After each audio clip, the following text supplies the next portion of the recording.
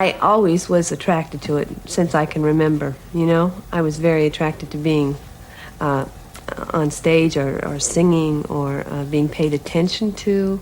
And I always shined under those conditions, or I certainly felt good until it was over. And then I felt guilty.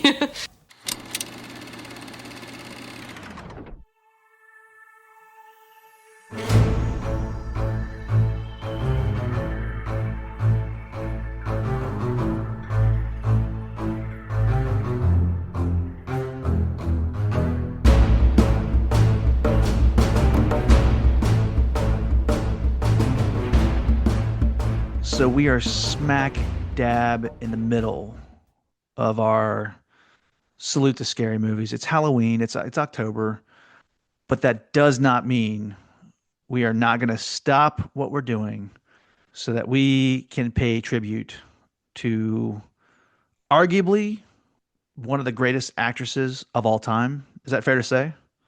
Oh, definitely. So just the other day, we saw that Diane Keaton passed away. Amber, I am not even going to pretend like I've seen the bulk of her work.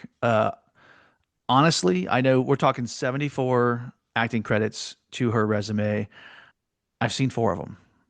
And Oh, you and I were wow. talking. Yeah, I've got some work to do, which is why I asked Yes. you. I recognize how amazing she was.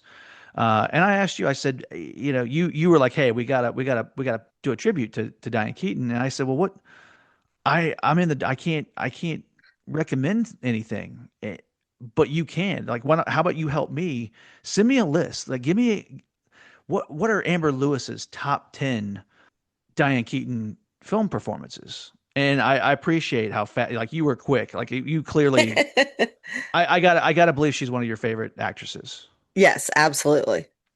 Let's take a pause on scary movie season and let's talk about Diane Keaton and her what we feel are our top 10 favorite performances. The winner is Diane Keaton and Annie Hall. Well, it's simply terrific. Naturally, I'm very honored to have been nominated with actresses like Jane Fonda and Shirley MacLaine and Anne Bancroft and Marcia Mason. This is something. Anyway, Annie Hall was a wonderful experience for me, and I just would like to say thanks to Woody and thank you. Thank you very much. Hello, everybody. I'm Jeff Johnson, I'm Amber Lewis. and this is a Film by podcast. We're dropping a special episode this Friday because we wanted to pay tribute to the legendary Diane Keaton. And Amber, when we say legendary, we're talking about an actress that was nominated 63 times for various awards and won 37 of those 63, which is incredible. Yeah. Uh, just focusing on the big four, which would be obviously we're talking about the Academy Awards. Diane Keaton nominated four times for Best Actress in a Leading Role. She wins 1978. She wins for Annie Hall, but she's also nominated 1982 for Reds, 1997 for Marvin's Room, and 2004 for Something's Gotta Give. I'm going to tell you right now, I have not seen any of those performances, which I'm going to correct. And I know one or more of these might be on your list, which we will get to in just a quick second. But I did want you to know, I did look in to Diane Keaton. I wanted this to still be. I know we're just going to have a candid conversation. This is more or less. I'm almost asking you, what are your what? Tell me why these 10 performances are on your list, and why these are the 10 that we should watch.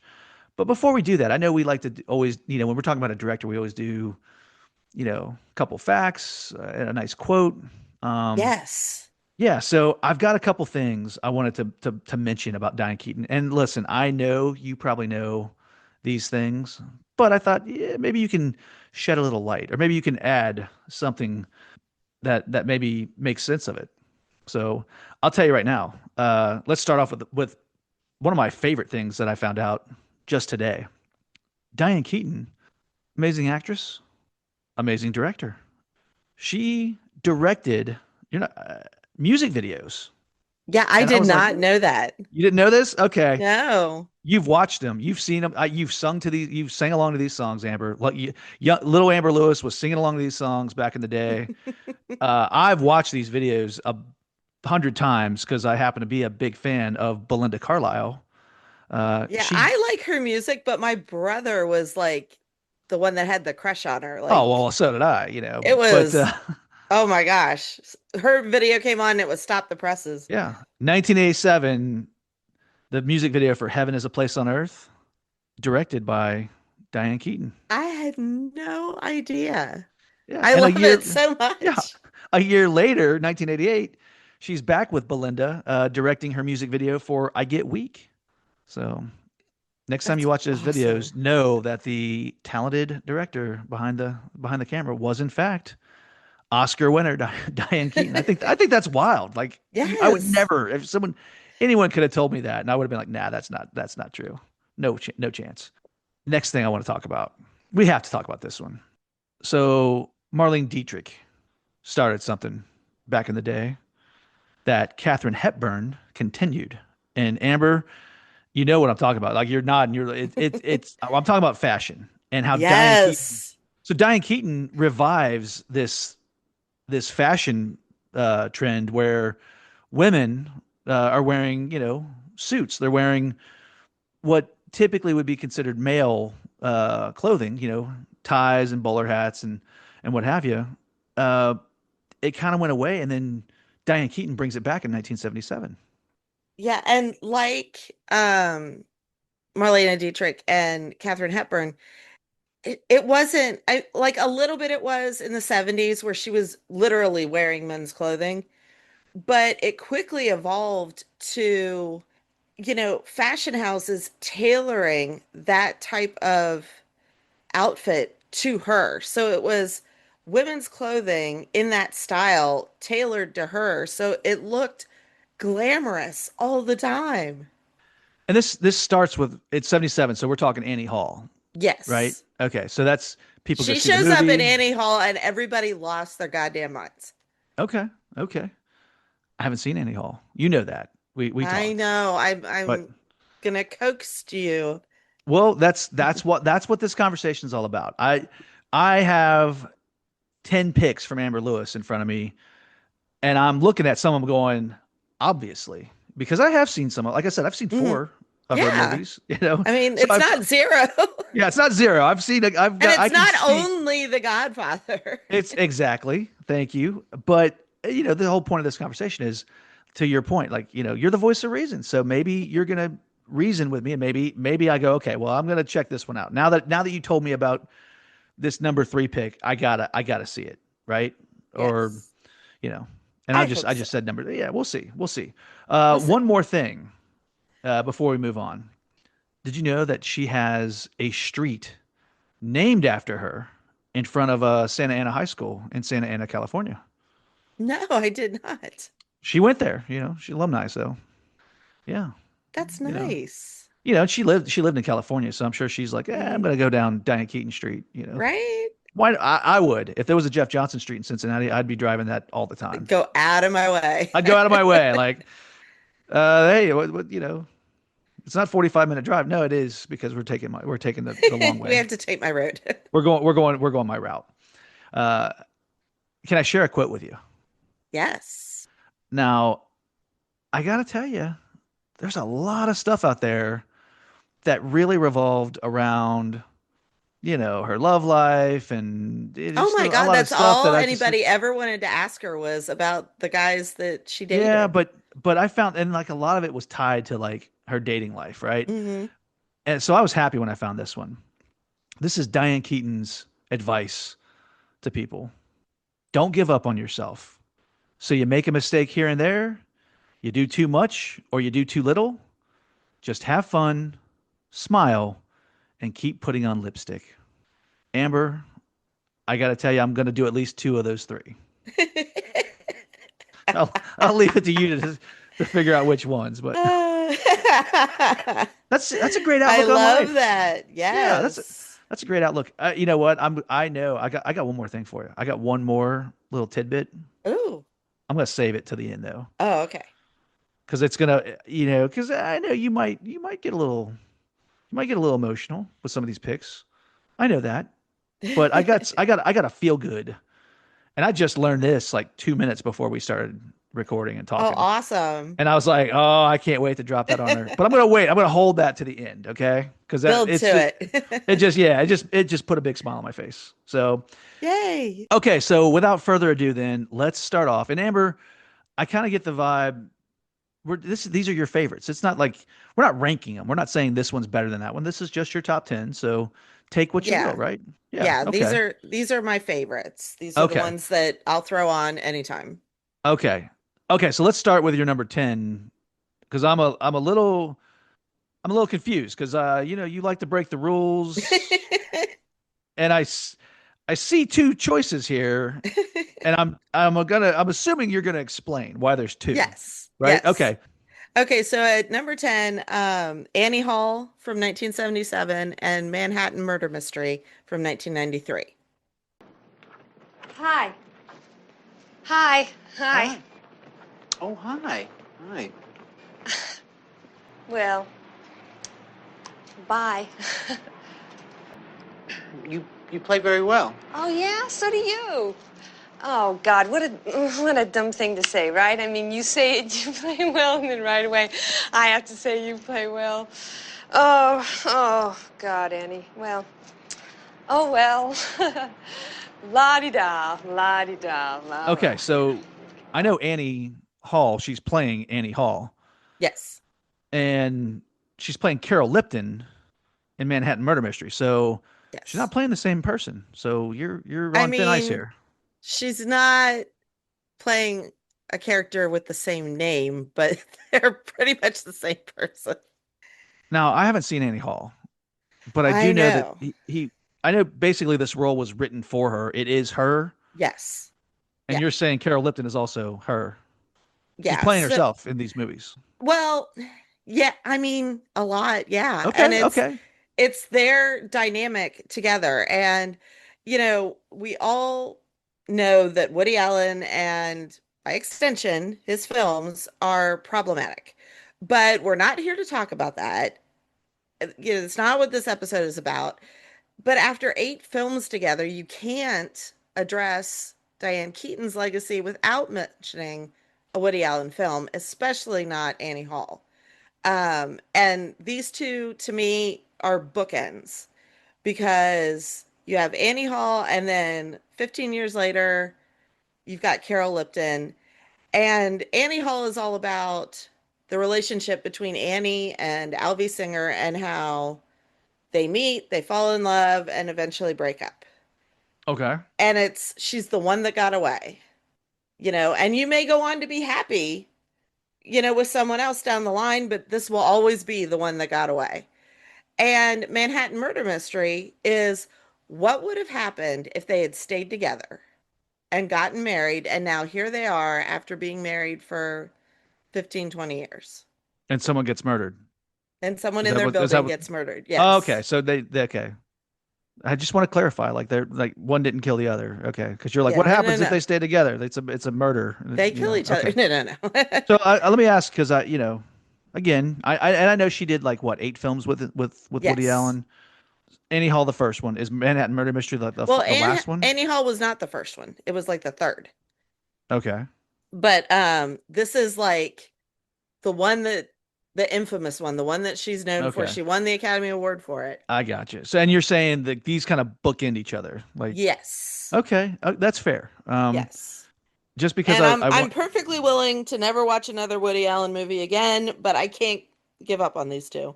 that's They're okay. just beautiful. Can I give you a little extra credit here? A little fun fact. I Ooh. learned something. I can't do Good this. job. I just happened to stumble upon this. Annie Hall. You said she's basically kind of playing herself in Annie Hall, right? Yes. I come to find out, Diane Keaton. You know that's not her real name, right? Right. Okay. Well, okay. Obviously, you know, but for our I listeners should who have might said not no, know, but that's okay. No, be honest. Just, we don't have to. We're not putting on a show here. I mean, well, we are, well, but we kind of you are. get it. But We yeah, kind of are. I know what you mean. Diane Keaton is actually Diane Hall, and Diane Hall always went by the nickname Annie. So, I mean, he could have called it Diane Keaton. I mean, might as well. Right? All right. Your number 9 pick is I've never seen it. Again, I know I got a lot of work to do here, but Hmm. I recognize the film title. It's like one of those film titles you hear it and it's like cinema history. What are we talking about? Looking for Mr. Goodbar, also 1977. I can't stay here and be myself. She's like a lot of girls, alone, cruises the bars alone. It's kind of sad. Oh, cheer up. I mean, they don't always leave alone. You've never been in that bar before, Huh? right? Right. So why did you want to go? It makes me feel good. You didn't know anybody there. It's better that way, you know? I mean, you drink and you dance, none of that awful small talk. I'll keep in touch. You've got one thing, me. Oh. That's what you've got. And to hold on to me, it's got to be me and only me. Get this into one of your 2 heads. The only one that can think. I am my own girl. I belong to me. Now get out of here. Yeah, 2 movies, 1977. She plays Teresa Dunn in Looking for Mr. Goodbar. What is this movie about? Because like the title just sounds like someone's hungry for a candy bar. No. I know that can't be. What? Educate me, Amber. Educate me. So this movie is a little bit. People think why she got the Oscar for Annie Hall, because if you watch these 2 movies, like they could not be 2 different characters. Okay. So it's based on a true story that was then there was a book written, Looking for Mr. Goodbar, which everybody read back in the day. Okay. And then like 2 years after the book came out, they made this movie. And it's about this woman who is a school teacher. And, she's in like her mid 20s, in the 70s. And she's, very conservative. And she's this great elementary school teacher. I think she teaches at a school for the deaf. And then she goes out at night and goes to bars and picks up men and is adventurous with drugs and sex and What? Yep. And Diane Keaton is in this role. Mm-hmm. And she's living like this second life. I'm putting a note here next to Looking for Mr. Goodbar. It's all caps. It says, "Watch this." It's very controversial, and you won't see where the ending is coming, I think. I cannot believe she plays. Don't read anything else about it. Just watch it. Oh no! Okay. I'm in. You got my attention. You have reason it is with me on this one. I and have I'm in. issues about how it ends, but I mean it's real. It happened. But okay. Real quick, you said you have issues with how the end, and don't give it away. But no, is it the ending? Did they stick to the book ending, or did they change it from the book? No, it's based on real life. Like it's. This actually. Oh, okay. It's what happened. It's what was in the book, and yeah. Okay. All right. You got me. I got you intrigued. You got me intrigued. I'm gonna find Looking for Mr. Goodbar. I'm gonna see where it's streaming or see if I gotta buy. I think you're gonna have to cough up like $3 for it, but it's worth it. That's fine. That sounds worth it. All right, number 8. We're gonna count down to number 1 here. But what's number 8? So number 8 is a movie called Hampstead from 2017 that I found because it co-stars Brendan Gleeson, and my son adores him. Love Brendan Gleeson. And so he wanted to watch it because he saw that Brendan Gleeson was in it, and I was like, oh, Diane Keaton, I'm in. Okay. She's playing Emily Walters. Well, come on. These towers are a health hazard, and I would expect somebody who actually lives around there. People want to stay attached to their radioactive walkie-talkies. It's their business. Do I like what they're doing? No. Do I like them? Probably not.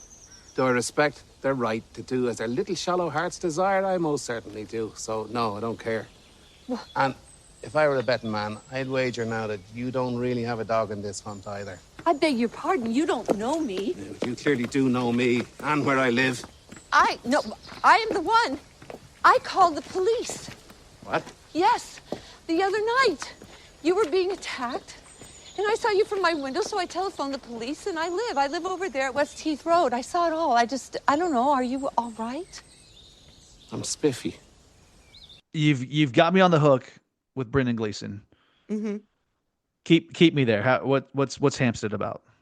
So it's a romantic comedy. It's based on an actual guy who lived in like this shack that he built on Hampstead Heath in London.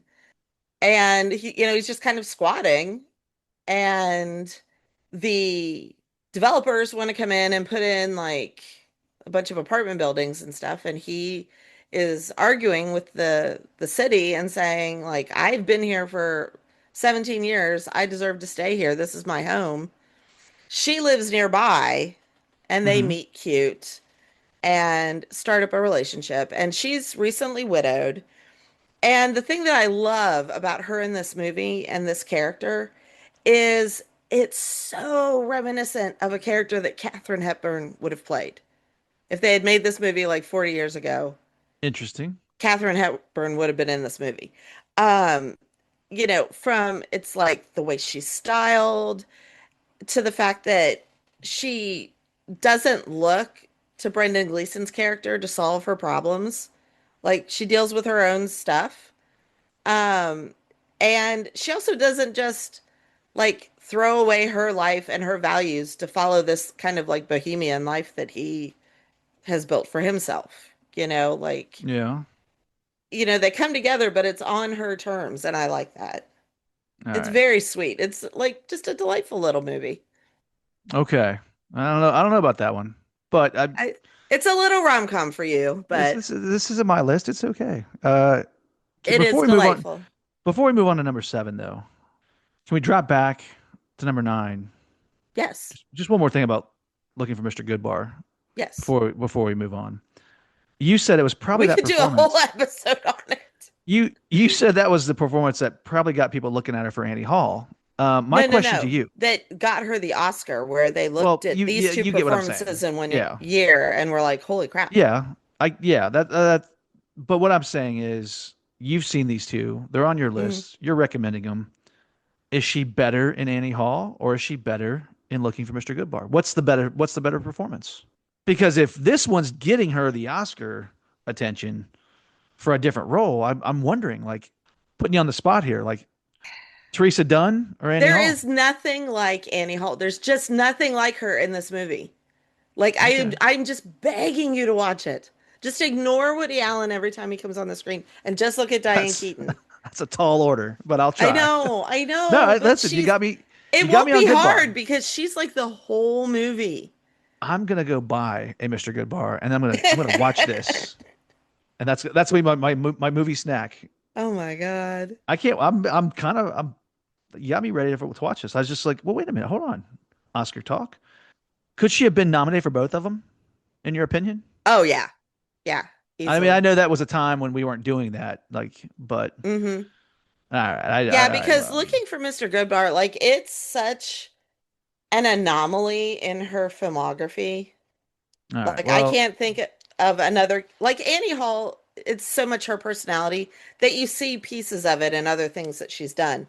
But Teresa Dunn, I feel like, is its own thing.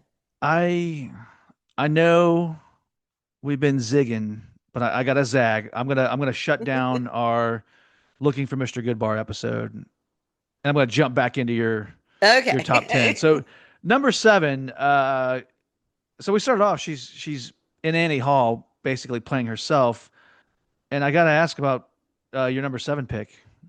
Number 7 is The Book Club from 2018, where she's playing Diane.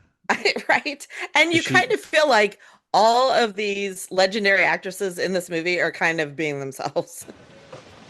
Oh.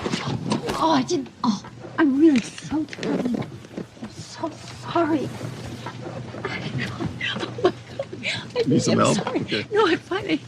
I really didn't mean to disturb you. Well, it's too late. I know. Wow. Woo. It's so humiliating.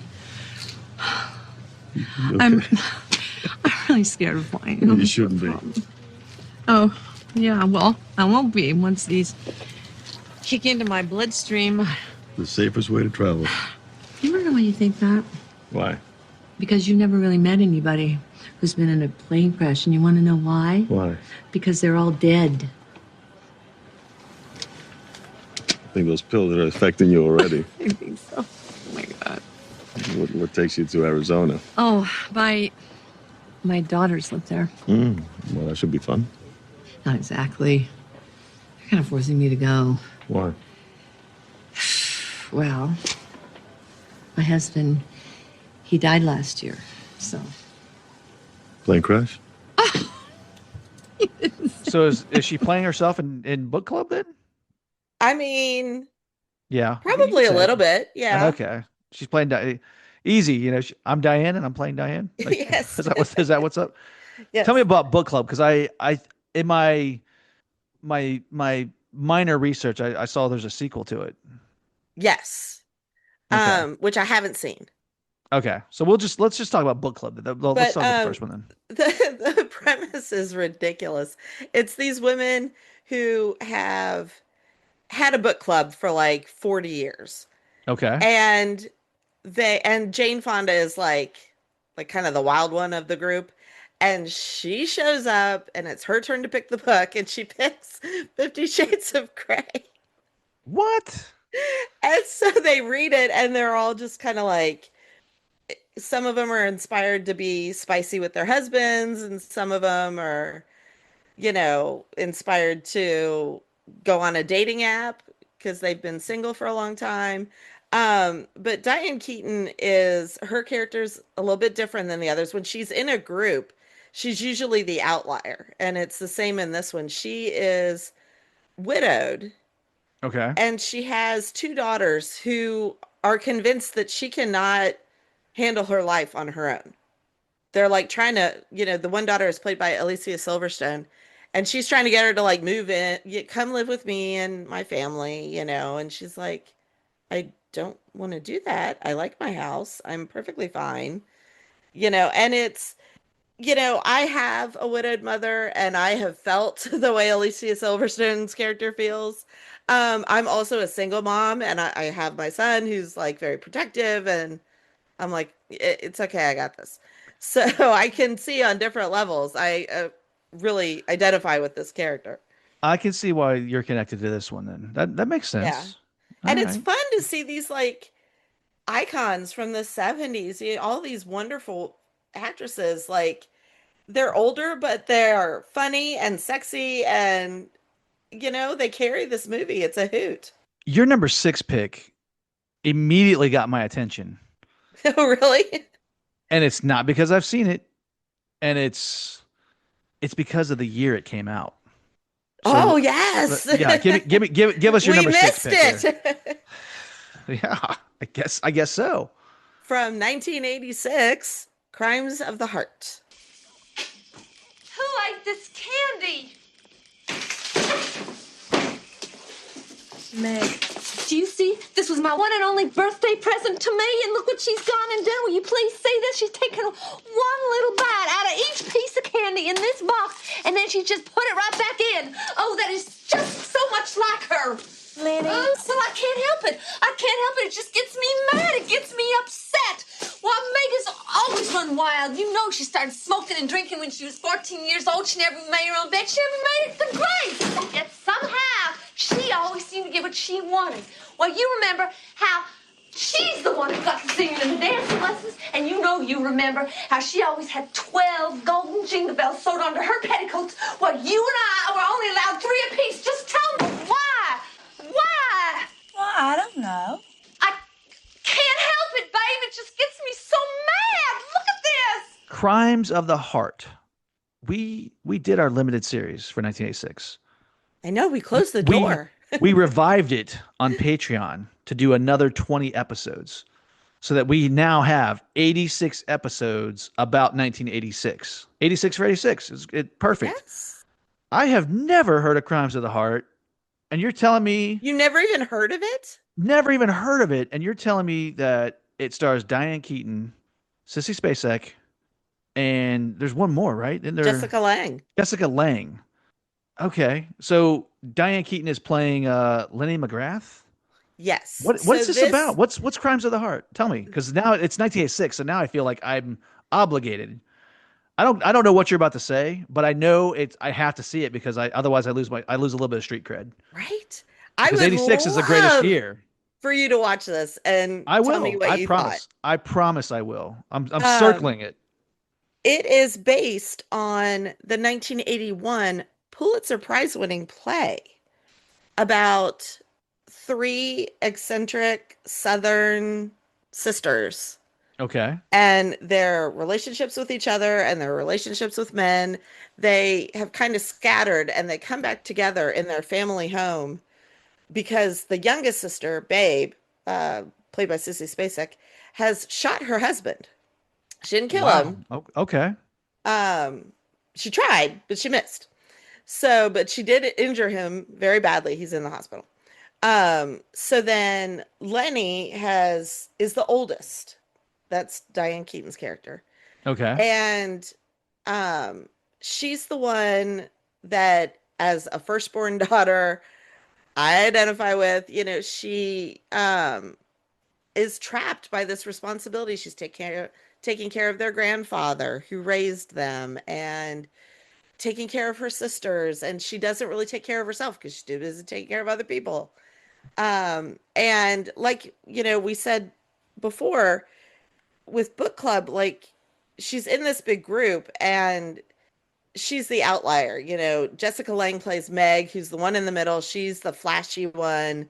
She was going to go to Hollywood and become a star. Babe's the baby, so she gets all the attention. And Lenny's just kind of forgotten. And it's interesting to see what Diane Keaton does with that. All right. I'm gonna tell you, you got 2 movies that are definitely on my list at this point that I definitely have to see. And then Crimes of the Heart, it's 1986. I have to see it. It's so funny. Okay.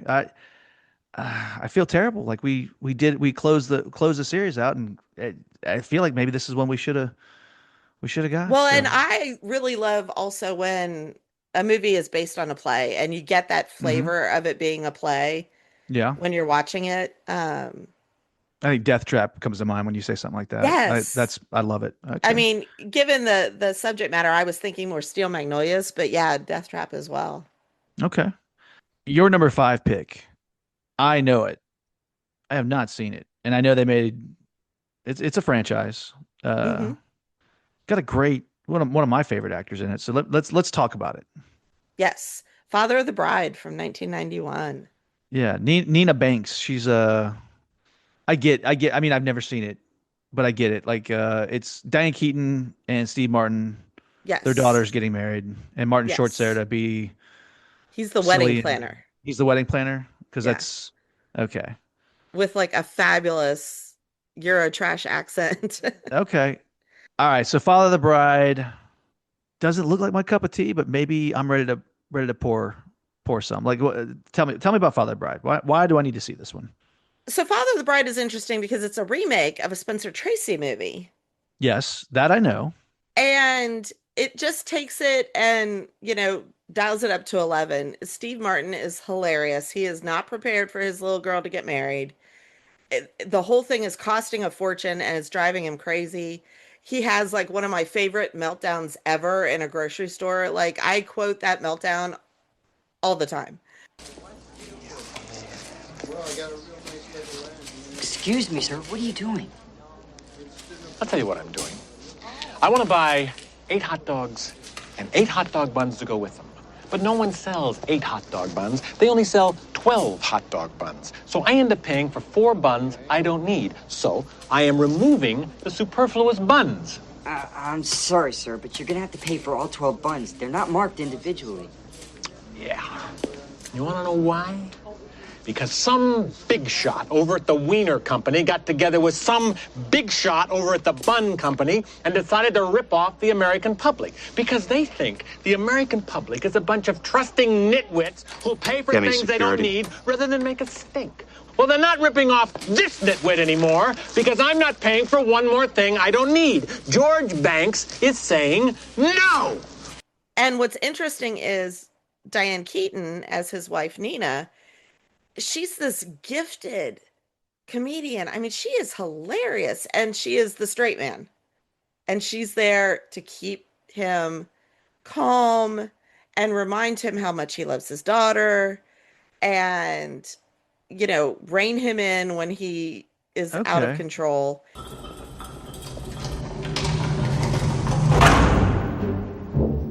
That was the low point.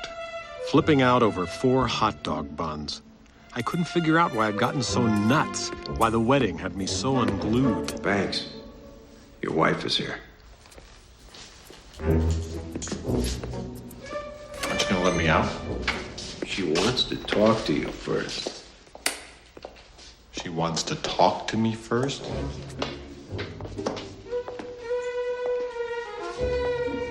Hello, George. Why do you look happy to see me in here, Nina? Happy? No, I'm not happy, George. And I do have a story that I saw after she passed away that I just loved. Steve Martin and Martin Short do concerts. They travel around and do these concerts that are really, really funny. And they were doing a show, like, I think the day after.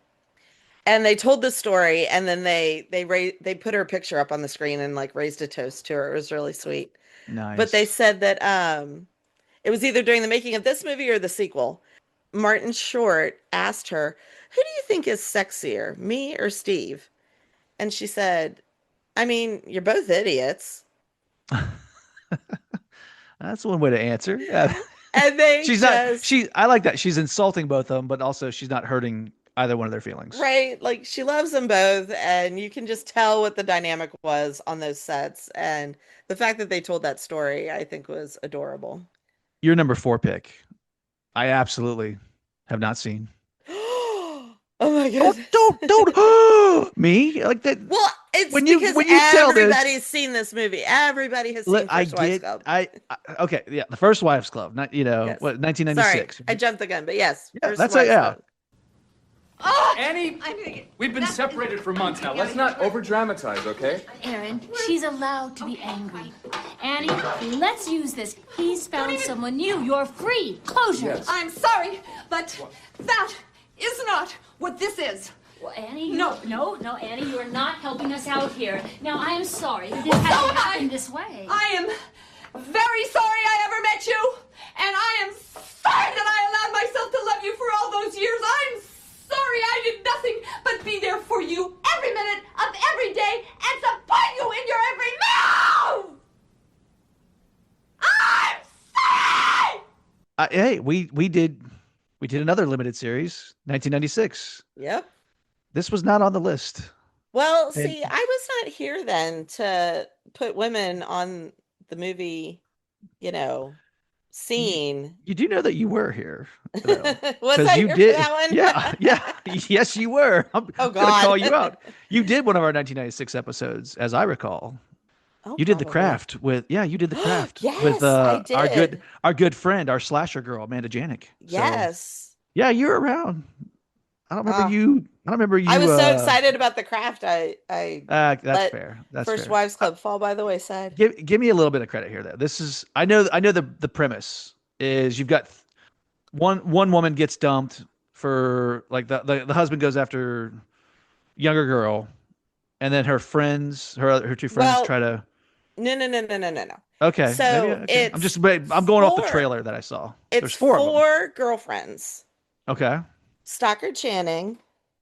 I didn't know Diane- she was in it. Well, I'll get to that. Diane Okay. Keaton, Bette Midler, and Goldie Hawn. Yeah. And they went to college together and they were best friends. Okay. So then they grow up, they get married, they kind of lose touch. And Stockard Channing's husband leaves her. Okay. And she falls into a depression. She writes a note to each of the women, and then she harms herself. So they come together for her funeral, and they reunite. And once they reunite and reignite their friendship, they realize they've all been going through the same thing. Diane Keaton's husband is leaving her, but using her to like keep the business going. Bette Midler's husband left her for Sarah Jessica Parker. Okay. And you're like, I can understand that. But no, I'm not trying to be a jerk, he's a Amber. bastard. I'm just like Jeffrey. And then Goldie Hawn is like famous actress with like lots of really funny plastic surgery. And her husband left her for Elizabeth Banks, which I definitely know you wouldn't blame him for that. But still, he's been horrible. Can I redeem myself real quick? What's that? You said the one guy left Bette Midler, or he left Bette Midler for who? Sarah Jessica Parker. Sarah, okay. If you're offering up Bette Midler at the end of Ruthless People from 1986, yes, I'm definitely taking Bette Midler over Sarah Jessica Parker. Awesome. Good for you. I promise you. All right. So they come together in a plot for revenge. Okay. We're going to get revenge against our bastard cheating husbands. So they're like, is this like a murder plot or like? No, they're going to hit him where it hurts. They hit him in the wallet. They hit him in the reputation. Okay. They really put him through it. And, you know, they're all very heightened emotions. Okay. But Goldie Hawn and Bette Midler are the really outrageous characters, and Diane Keaton is trying to keep everything together and remain calm and, you know, be sensible, and she's the glue that kind of holds them together. I happen to notice here because we've been offering up her character names for these performances. Diane Keaton again playing character named Annie. Yes. Annie McDuggan Paradis. Yes. Am I saying that right? Okay. I think so. Well, interesting. Your third pick.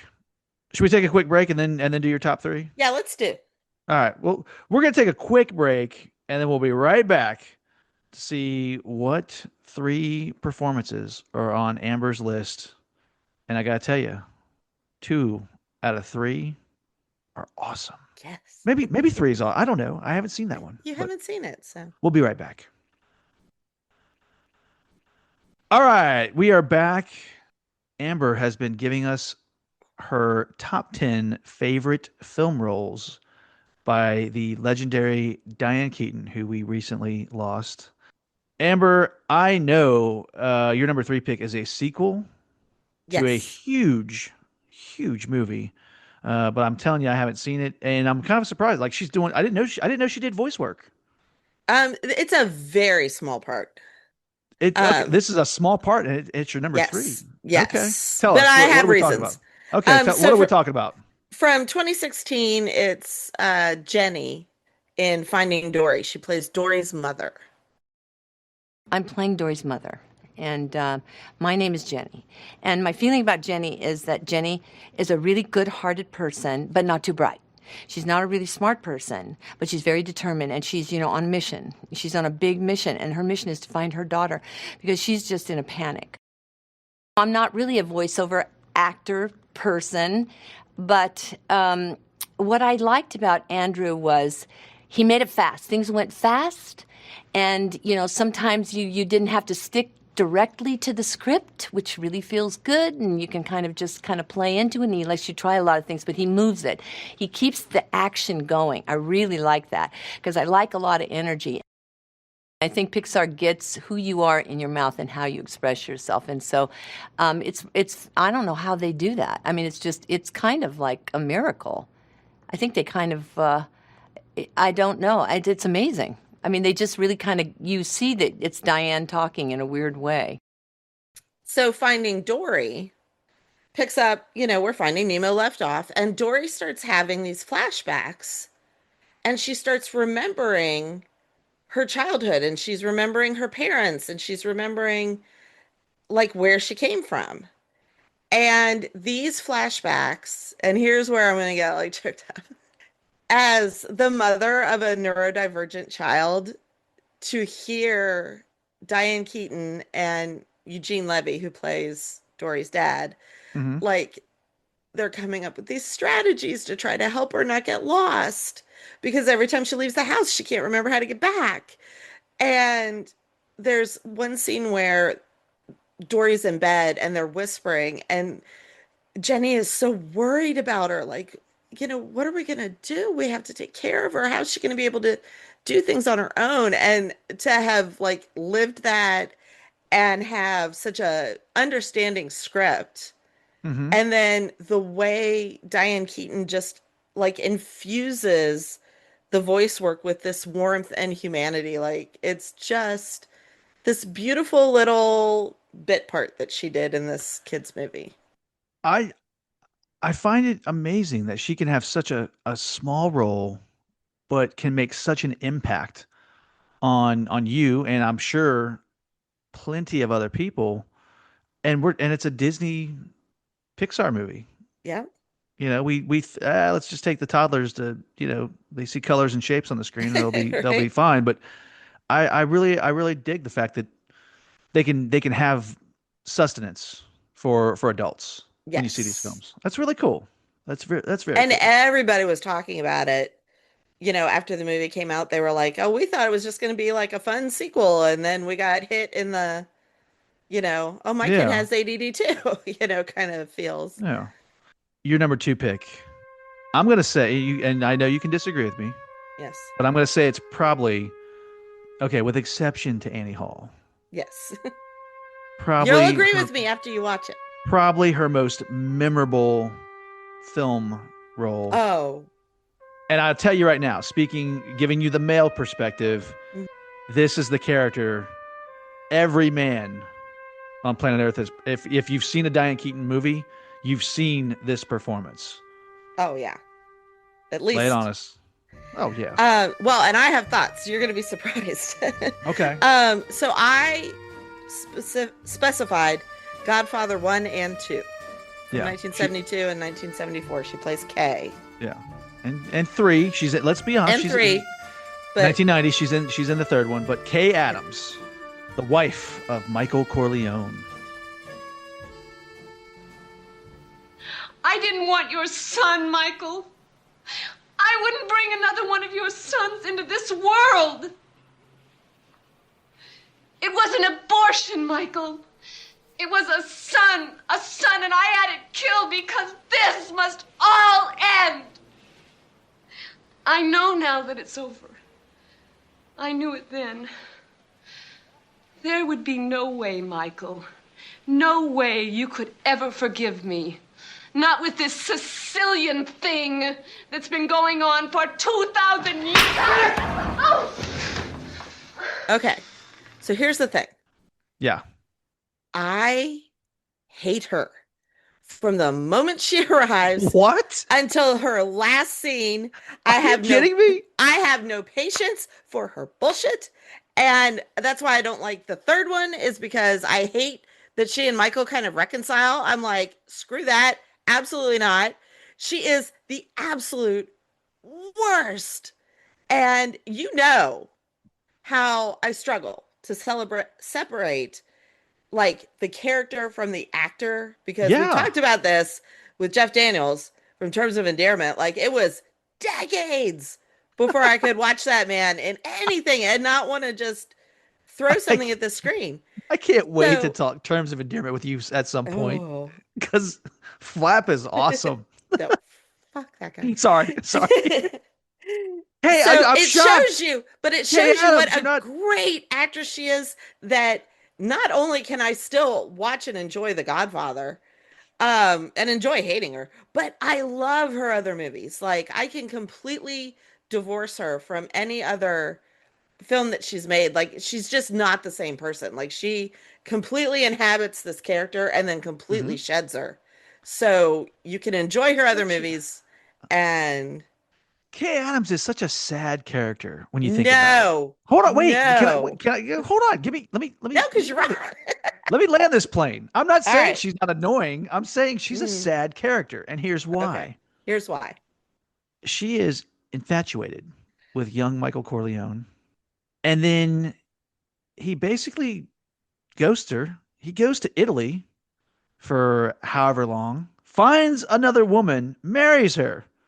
She dies. He comes back to New York, looks her up after several years, and she's immediately like, where's she been? Like, what's she been doing? We don't know, because she's right back in his arms. I'm like, come on, Kay. You couldn't have found another guy? You couldn't have found happiness? She put everything on hold for this guy. And it really didn't work out for her. That's sad. No, I have no She's so sympathy for her. annoying. She knew what she was getting into. She knew from the minute he brought her to that wedding. The first story he told her was about how they threatened to kill a guy. Like, Yeah. don't turn around at the end of that movie and be Amber- horrified by what you got yourself into. And I don't even want to talk about the second movie. Like, that is, Amber- I have never wanted a bitch to get slapped more than I wanted him to slap her in that movie. I was so happy. Amber, just this once. You can ask Yes. about my business. So you're closing the door. Let's close the door on Kay Adams the way Michael Closing it. Corleone did. Okay. That is shocking. I can't believe your number 2 pick on a Diane Keaton top 10 and you love this woman and you just couldn't stand the character. That's awesome. All right. Your number 1 pick is such a fun, lighthearted movie. It's fantastic. It absolutely is. I used to watch this this was one of those movies that was on Showtime like 4 times a day Yes. in the late 80s, early 90s. Yep. I love this one. What do you got? From 1987, Baby Boom. Well, do you know, like, approximately how much this is going to cost me?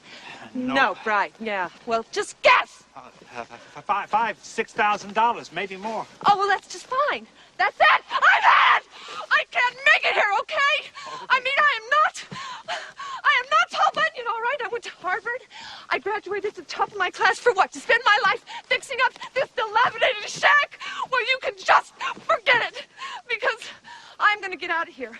You see, I need to work. I need people. I need a social life. I need sex. Please, I'm a married man. I'm gonna shrivel up and die here. I mean, how much baby food is a person supposed to be able to make in their lifetime? I mean, I am a career woman. I am used to having phone lists and dinner meetings. Do you know what I mean? No. Not that! I have been yupped and noped to death by you guys. I have had it with whiskers and plaid. Look at me. I am going nuts. I used to be cute. I'm not prepared for wells to run dry. I just want to turn on the faucet and have water. I don't want to know where it's coming from. Another 6,000! Baby Boom. She's J.C. Wyatt.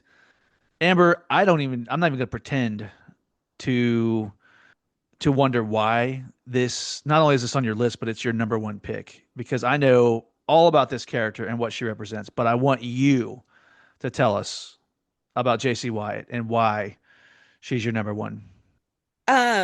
So as the ultimate power hungry yuppie, I mean, this is such an 80s movie.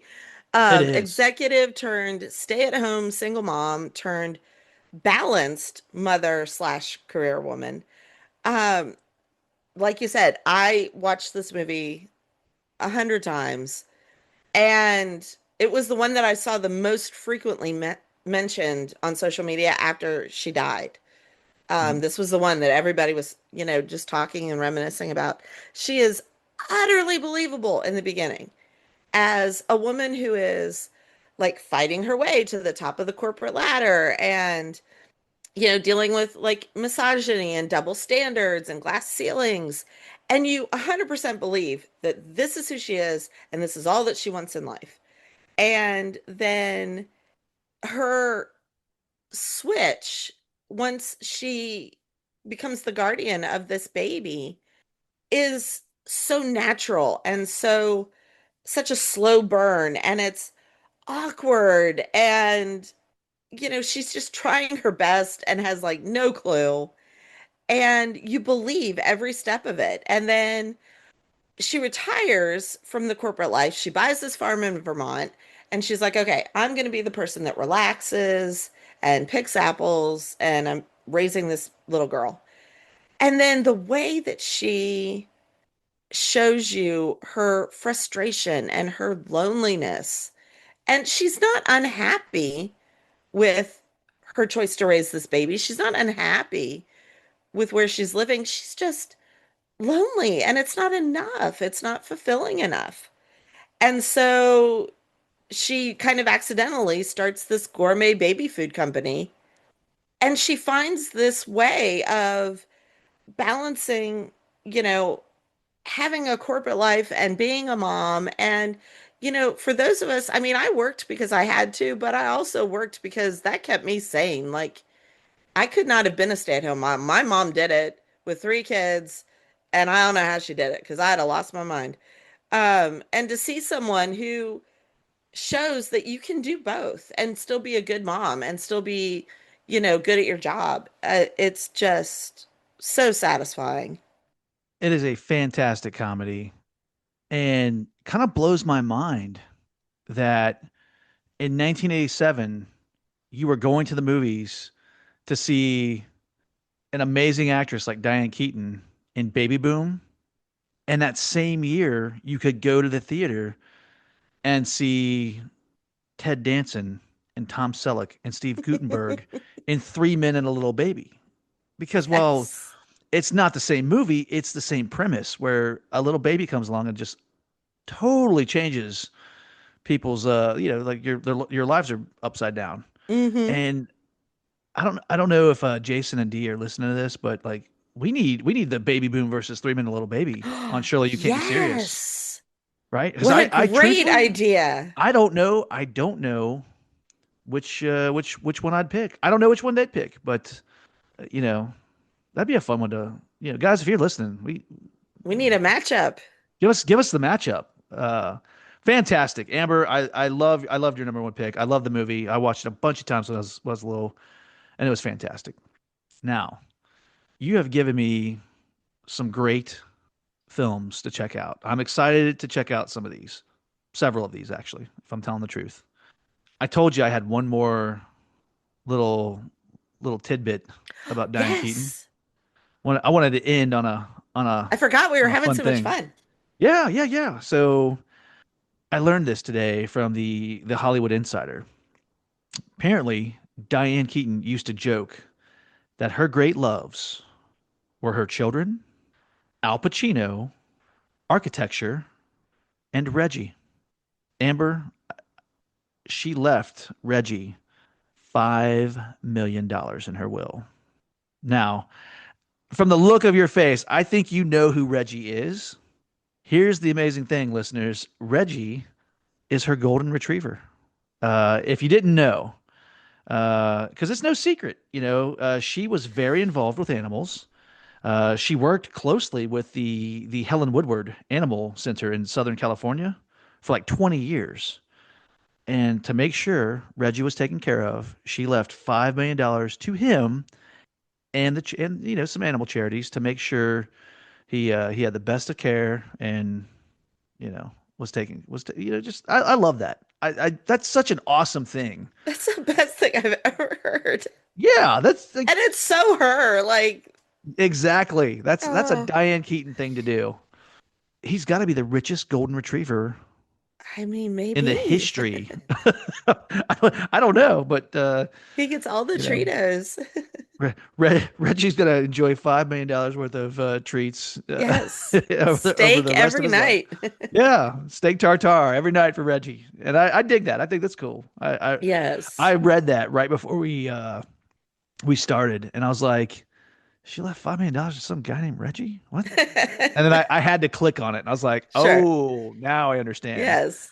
Yeah, that's. I mean, there's animal lovers, and then there's animal lovers, Right? and Diane Keaton, one in a million. Yep.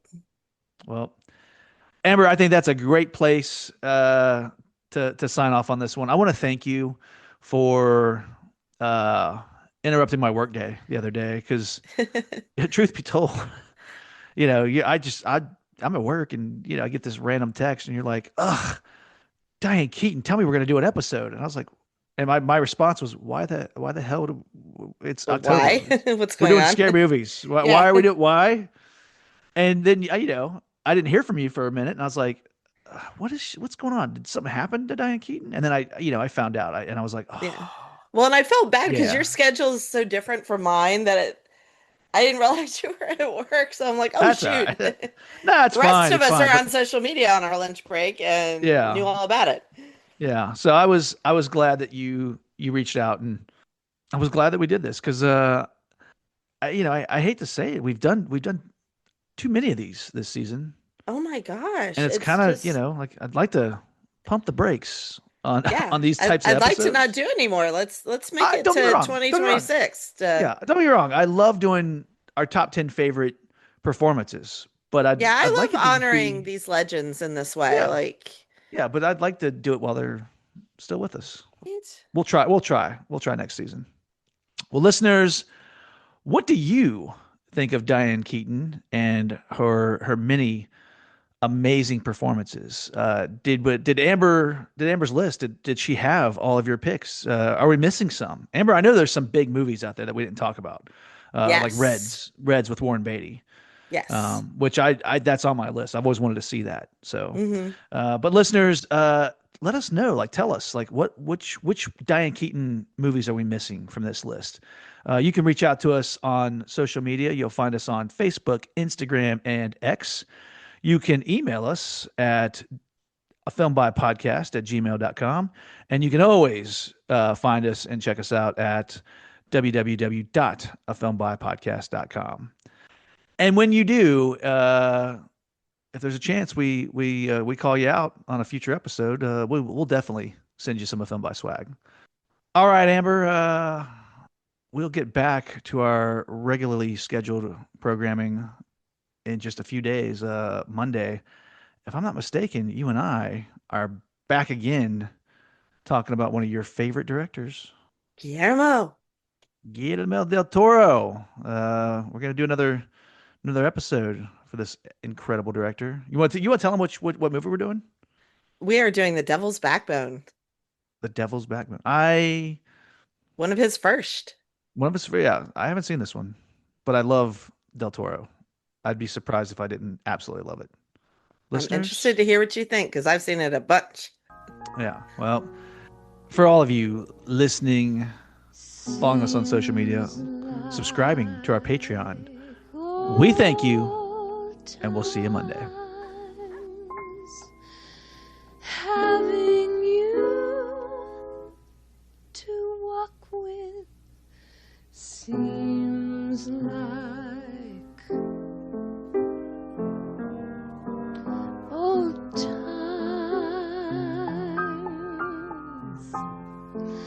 Having you to walk with, and it's still a thrill just to have my